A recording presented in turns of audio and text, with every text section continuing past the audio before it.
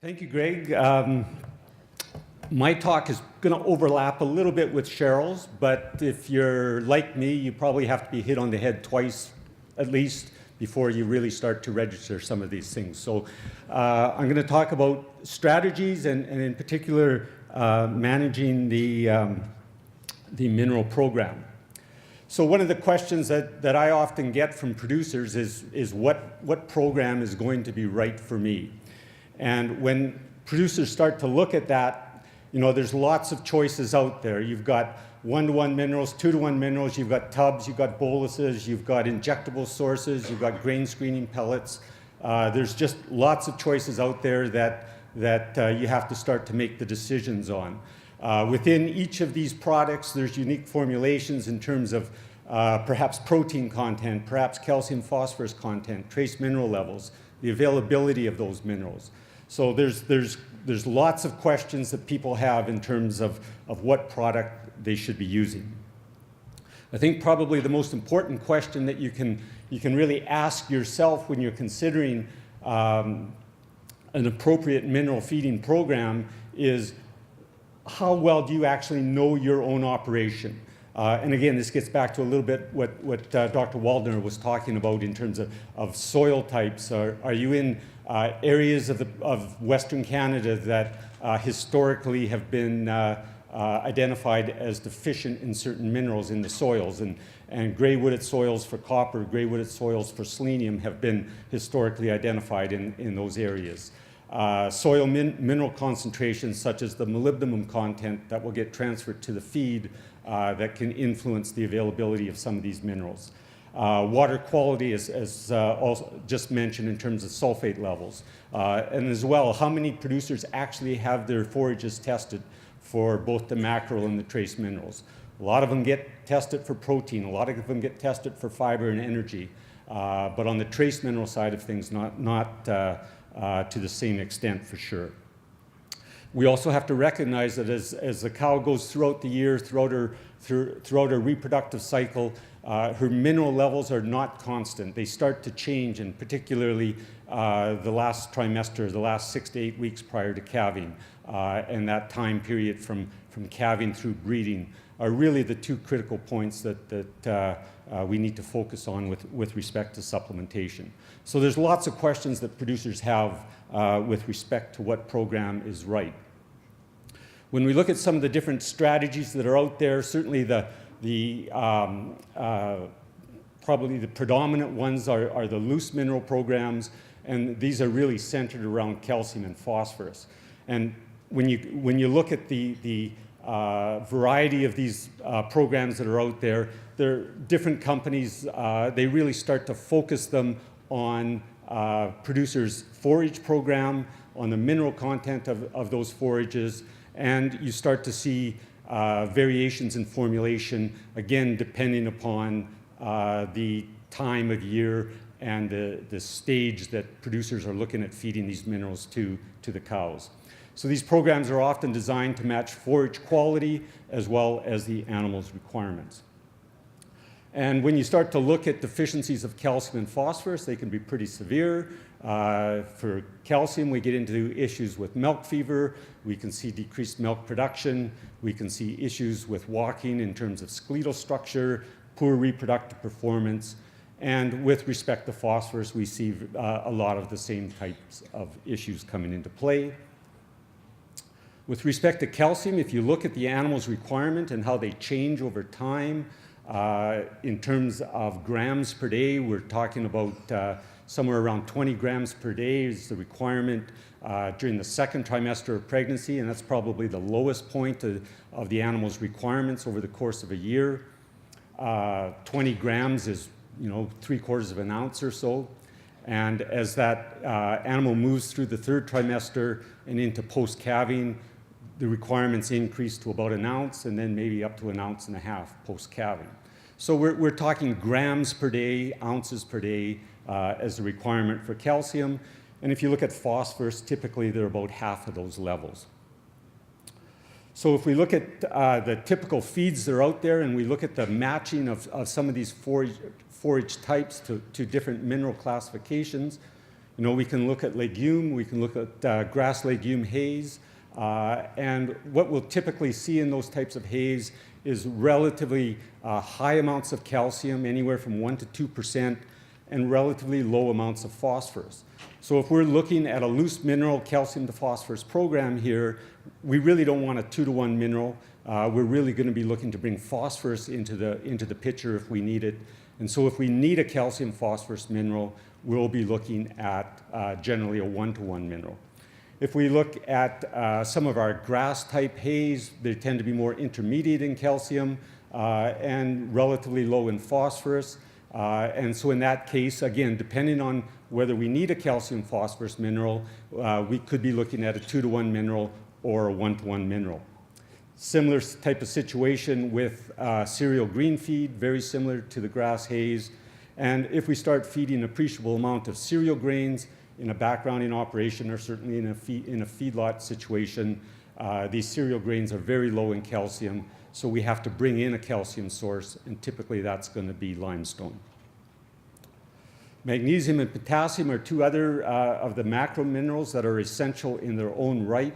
Magnesium requirements are about 0.2% of the diet dry matter for a lactating beef cow.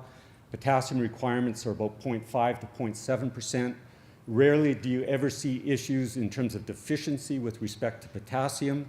You can see it sometimes with magnesium, not so much from the fact that magnesium content of the forages is going to be low, but it's these interaction factors that Dr. Waldner talked about, and in particular, high levels of potassium, perhaps from a drought situation where the plant accumulates potassium, or you've had a lot of manure on that field, maybe you've grown green feed on that field, it's been manured, and the potassium content of that manure gets taken up by the plant.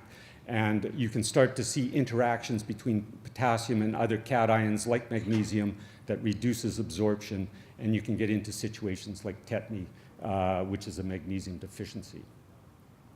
So these loose mineral programs, calcium, phosphorus, as I said, are primarily designed around the forage program. They can supply trace minerals as well. They can supply vitamins A, D, and E. Depending upon the formulation that you're looking with or the company that you're dealing with, you can see variations in weathering ability. So there's new technology where these minerals that are exposed to the environment will basically drain better so they don't clump together on you. They definitely vary in palatability from source to source, and of course they'll vary in price from source to source. So again, that's all part of the question that producers have. The trace minerals, just quickly run through this because I don't want to overlap with Dr. Waldner. She covered this very well in terms of particularly copper, zinc, and manganese. I think it's important to remember that when you look at the requirements for trace minerals relative to the macro minerals, so we were talking ounces per day, grams per day with calcium.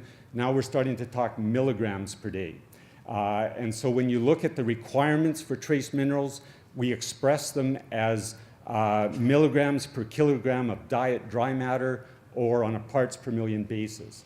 And for copper, the requirement is basically 8 to 10 milligrams per kilogram or parts per million. Zinc is around 30, and selenium, you can see it is very small at 0.1 to 0.2. So very, very small amounts. And when you look at, say, a 600 kilogram cow, so 1,300 pound cow, consuming 12 kilograms of dry matter, or 2% of its body weight. The requirements for that animal for copper, zinc, and selenium, it's basically 12 times the requirements. So 12 times 10 is 120 milligrams of copper, 360 milligrams of zinc, and basically a milligram of selenium a day. Very, very small amounts in relationship to what was needed for the macro minerals. But as Cheryl pointed out, Dr. Waldner pointed out, very, very serious consequences in terms of reproduction, immune function, hoof development, general unthriftiness with copper, reproductive issues, and with selenium, some of the issues with white muscle disease and poor growth, etc. So very, very small amounts required, but over time, if a deficiency situation develops, and they don't develop overnight, With calcium, phosphorus, you can see deficiencies creep in fairly quickly. Cattle can get lame in a feedlot within a couple of weeks if your calcium-phosphorus ratio is out of whack.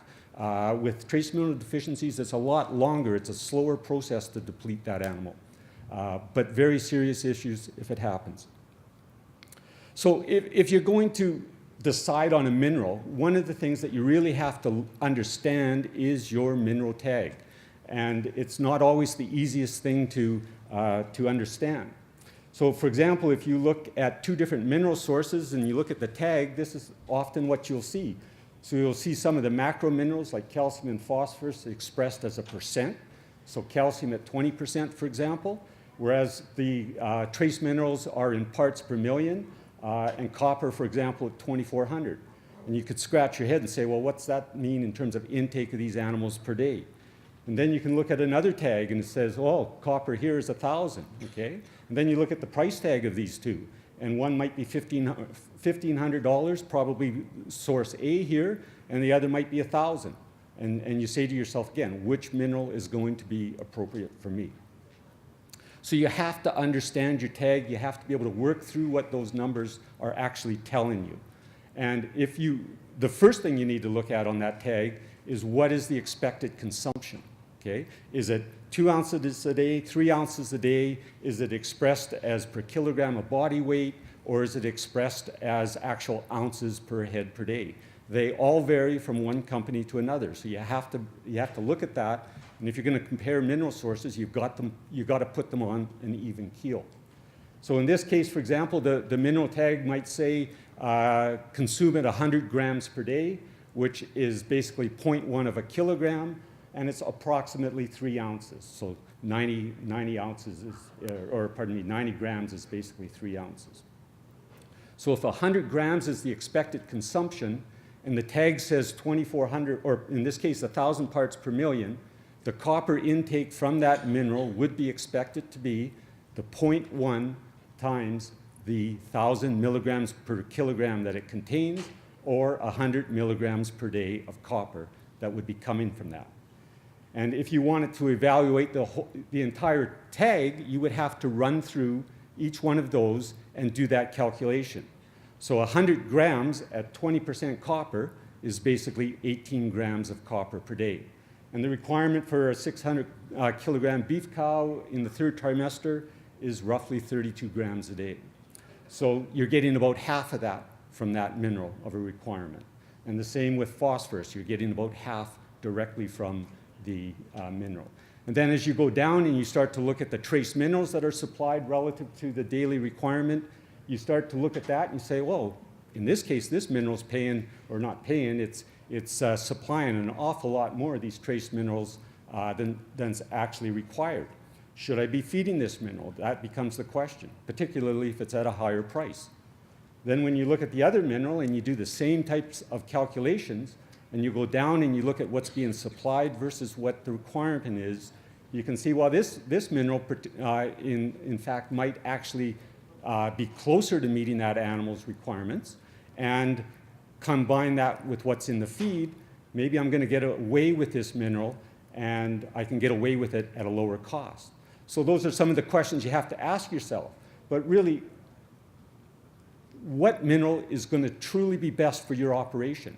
And we just can't say that by looking at this. We have to know your operation. We have to know your water quality. We have to know what the trace mineral levels are in your forage. We have to know what copper molybdenum ratios are in your forage if we truly want to make the appropriate selection of the mineral that you're going to feed to these cows. Then the next question becomes, how am I going to feed it? And again, it's good that I'm following Cheryl, and it's good that we have the same message. But when you start to look at free choice feeding, and you start to look at force feeding, we know that with free choice feeding, that we get into situations where intake is going to be highly variable. We'll see some cows at that mineral feeder on a repeat basis, and some cows we never get to see there. So we know that there's no guarantee with free choice feeding that all cows are going to meet their requirements. Force feeding helps to ensure that, but in addition to the mineral cost, then there's going to be the cost of either supplying that mineral in a form such as a pellet that we're feeding every day, or we're actually mixing that mineral in with barley, or we're mixing it in with silage or whatever, and delivering that. So there's a labor cost that we have to be able to offset. And again, Dr. Hendricks at the U of S did some research on this, and I won't belabor that point, but Dr. Hendricks and Dr. Waldner in their research were able to show that force feeding that mineral resulted in at least a median pregnancy rate that 5 days earlier the force-fed cows were catching. And ultimately you start calculating that through the calf crop and the days they got to grow right through weaning. There is an economic return to that. Does it offset your labor? Becomes your question. There's other sources or other ways of feeding mineral. I'm not sure if Lynn's still in the audience or not, but I remember years ago, Lynn Grant and I had conversations about cafeteria-style mineral feeding, where basically can cattle actively go out there and say, well, I need copper today, and I need manganese tomorrow, and I need zinc the next day. We know that cattle will actively seek out salt. We know that cattle will actively seek out phosphorus. At least in my opinion, that's it for the nutritional wisdom of cows to be able to actively select minerals. Loose mineral programs, not everybody needs a calcium phosphorus mineral, so they start to turn to loose mineral programs. Basically, these are going to supply trace minerals in a trace mineralized salt formulation. You need to really understand, again, the tag to be able to understand whether or not that consumption and the concentration within the mineral is going to meet your requirements. So again, here's the tag information. So you can see 91% salt. So that's the carrier that's attracting these animals to the mineral box so that they consume it. And you start to go through, and the trace minerals are all listed out in terms of parts per million. Again, these will vary from one company to another. And you have to be able to calculate out at that 25 grams or 0.025 of a kilogram. You start working that back in terms of the concentration versus intake, and does that daily intake start to meet their requirements? So in this case, the daily intake here, for example, if we just look at copper, is 100 milligrams per day from just under an ounce of that trace mineral salt. And if that animal was eating, our 600 kilogram animal was eating 12 kilograms, it would get about 8 milligrams of copper per kilogram of dry matter, very close to the requirement of that 8 to 10 milligrams per kilogram. Again, is it enough? It comes back to your operation. It comes back to the characteristics of your operation that we need to work with. There's other sources of minerals out there. There's injectable minerals. Dr. Waldner talked a little bit about selenium. We've had that opportunity to use that product for a number of years now. In the United States, there's injectable chelated minerals that can be given at specific times of the year to cows. I don't believe those products are available here in Canada yet. We have these mineral vitamin boluses, these all-trace boluses that can be bolused into the room of animals and slowly pay out over a time period. This comes off of their website, and you can see that there's a variety of trace minerals that are slowly released. One of the issues, though, is what is being released from that. Is it actually meeting requirements? And if you started to look, for example, at zinc and manganese levels, they're actually quite low in terms of what's being released. So they're not meeting all trace mineral requirements. They might be, depending on the situation, meet the copper requirement.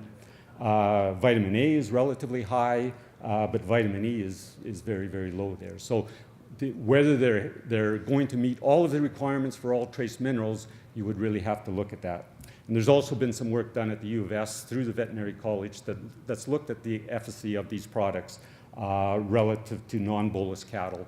And I'm not sure whether Cheryl was involved with that or if it was just Dr. Hendricks, but it was a very small differences between bolus and non-bolus cattle in pregnancy rates, and whether that would pay for them or not was very questionable. So just to end, I think in terms of the supplementation strategies, there's a number of strategies we can look at, but it really comes down to managing that program and, if necessary, troubleshooting the program. With respect to managing it, mineral intakes, particularly free choice intakes, are going to be variable. Some of the comments I get from producers is, you know, these cattle are eating me house and home. I put a bag of mineral out and it's gone the next day. Cattle won't stop eating this mineral. They're eating it like candy, right all the way to the other extreme. Cows won't touch that, and I'll let you fill in the rest of it yourself. You really got to think about a little bit is, when was the last time cattle had mineral? So if they've been out on pasture all summer and you haven't had mineral out there, there's no wonder they think it's candy when they see it. So you have to give them some time to adapt to it. And if they still continue to overeat, then you really need to think about, well, what does that tag say? How much should I be supplying every 2 weeks or every month? Put it out there and just put out that amount. Let them eat it and then come back the next time 2 weeks later or a month later and then fill it up again. You know, it's not a daily thing that these animals need. You know, they will store some of these minerals in the liver and they will pay out over time. So if they're eating you out of house and home, pay attention to the tag and feed what the tag tells you to. Palatability of the minerals, certainly there's differences between different minerals and flavoring agents that different companies use, salt company, etc. Lots of factors influence mineral intake: access to salt, water quality, as Dr. Waldner talked about, and location of the mineral feeder. So just in summary, when we look at mineral deficiencies, they're real. The Veterinary College and Dr. Waldner has been leading this in probably the last 10 years or so, and really documented, particularly with copper and selenium as well, documented that we do have reproductive issues with deficient cows. So they're real. You need to be able to develop a program that targets the animal's needs, and that's going to vary depending where we are in Western Canada, with water quality and with your forage mineral content. So I'll stop there. We do have time